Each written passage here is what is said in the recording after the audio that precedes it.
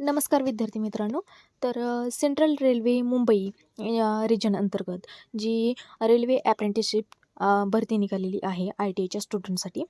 तर त्यासाठी जर कुणी फॉर्म भरला नसेल तर लवकर फॉर्म भरून घ्या.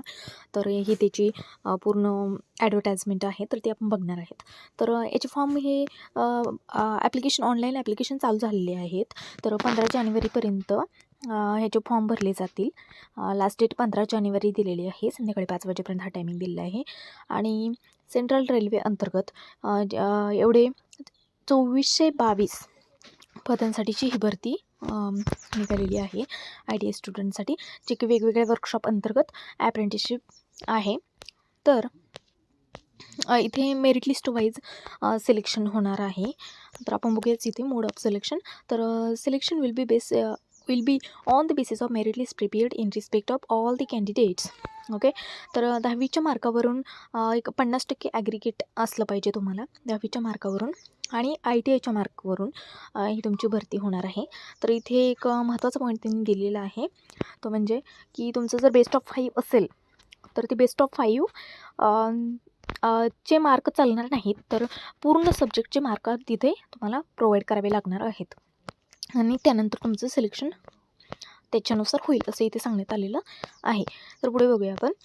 आणि इथे एक सांगितलेलं आहे पॉईंट, की जर 2 कॅन्डिडेटला सेम मार्क असतील तर जे older age shall be prepared. Okay. Candidate with older age shall be prepared, म्हणजे ज्याचं वय जास्त असेल त्याला हा प्रिफरन्स देण्यात येईल. आणि तसंच यांनी in case date of birth are also same, then the candidate who passed matriculation exam earlier shall be considered first, असं इथं सांगण्यात आलेलं आहे. तर पुढे बघूया. तर इथे विविध क्लस्टर त्यांनी प्रोव्हाइड केलेले आहेत. त्या क्लस्टरमधून तुम्ही फॉर्म भरू शकता. जसं की मुंबई क्लस्टर आहे, त्याच्यानंतर भुसावळ क्लस्टर आहे, नंतर पुणे, नागपूर आणि सोलापूर हे जे क्लस्टर आहेत यातून तुम्ही फॉर्म भरू शकतात. ठीक आहे. तर इथं 1 वर्षाचं तुमचं ट्रेनिंग असणार आहे, 1 वर्षाची अप्रेंटिसशिप असणार आहे. तर विविध ट्रेड्स इथे त्यांनी प्रोव्हाइड केलेले आहेत, जसे fitter, welder, carpenter, tailor, electrician, machinist, असे विविध ट्रेड्स. जसं programming and system administration assistant, ह्या सर्व ट्रेड तुम्ही बघून घेऊ शकता, जसं मेकॅनिक, डिझेल वगैरे. ओके. इथं मुंबई क्लस्टरचे हे ट्रेड्स आहेत. मुंबई क्लस्टरमध्ये अशाच संपूर्ण क्लस्टरची त्यांनी दिलेली आहे माहिती. तर मुंबई क्लस्टर झाल्यानंतर भुसावळ क्लस्टरच्या अशा प्रकारे विविध वॅकन्सीज इथे प्रोव्हाइड केलेल्या आहेत त्यांनी, तुम्ही बघू शकता. पुन्हा त्याच ट्रेड फिटर, टर्नर, मशिनिस्ट, अशा अजून कुठले आहे का वेगळे. हे पुणे क्लस्टरसाठी, पुण्यानंतर नागपूर क्लस्टरसाठी या विविध ट्रेड्स आहेत. त्याच्यानंतर इथे त्यांनी एलिजिबिलिटी कंडिशन्स, म्हणजे वय हे तुमचं 15 वर्ष असलं पाहिजे, 15 वर्ष कंप्लीट झालेलं असलं पाहिजे, आणि 15 वर्ष आणि 24 वर्ष याच्यामध्ये तुम्ही असले पाहिजे असं त्यांनी सांगितलेलं आहे. आणि ते रिलॅक्सेशन प्रोव्हाइड केलेलं आहे. जसं की SC ST कॅन्डिडेट्सला 5 वर्षांचं रिलॅक्सेशन, तर OBC कॅन्डिडेटला 3 वर्षाचं रिलॅक्सेशन असेल. तर इथे डेट ऑफ बर्थ त्यांनी कॅटेगरी वाईज असं प्रोव्हाइड केलेलं आहे, की candidate should be born between the date. जसं की अनरिझर्व कॅटेगरी, जर तुम्ही जनरल कॅटेगरीला बिलॉंग करत असाल तर तुमची बर्थ डेट ही 1998 ते 2007 यामध्ये असावी. त्यानंतर जर तुम्ही SC कॅन्डिडेट असाल तर 1993 ते 2007 यामध्ये तुमचा जन्म झालेला असावा. ST कॅन्डिडेटसाठी 1993 ते 2007, तर OBC कॅन्डिडेटसाठी 1995 ते 2007. आणि पर्सन विथ डिसॅबिलिटी त्यांच्यासाठी रिलॅक्सेशन हे 10 वर्षाचं आहे इथे सांगण्यात आलेलं आहे.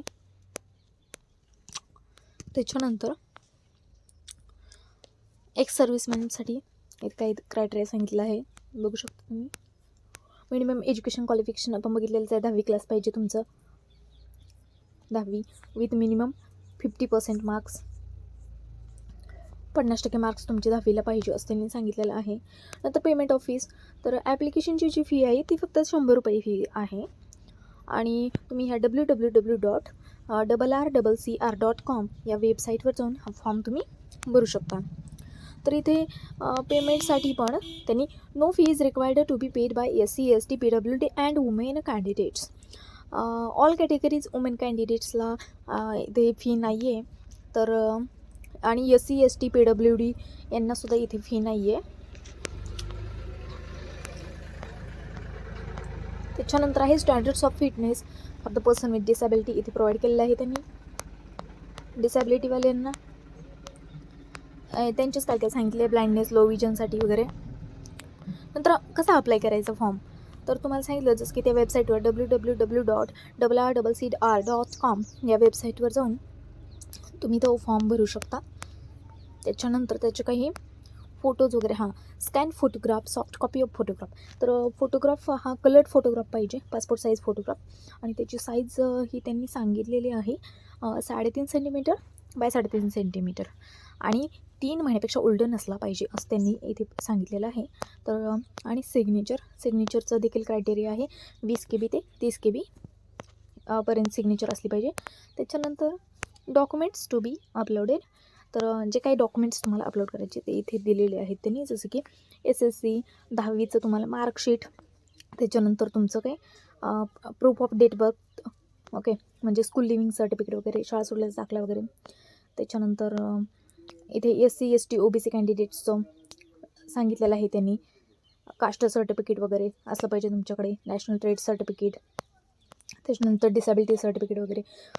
नंतर हे बघा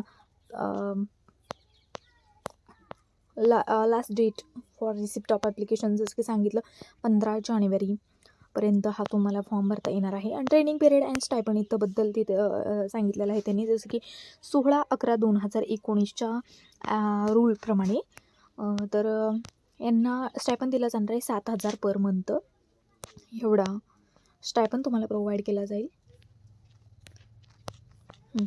त्याच्यानंतर मेडिकल फिटनेस वगैरे, हेल्प डेस्क. जर तुम्हाला काही प्रॉब्लेम येत असेल, जर काही अडचण येत असेल, तर तुम्ही या या मेलवरती मेल करू शकता. तिथं त्यांनी दिलेला आहे इथे हेल्प डेस्कमध्ये.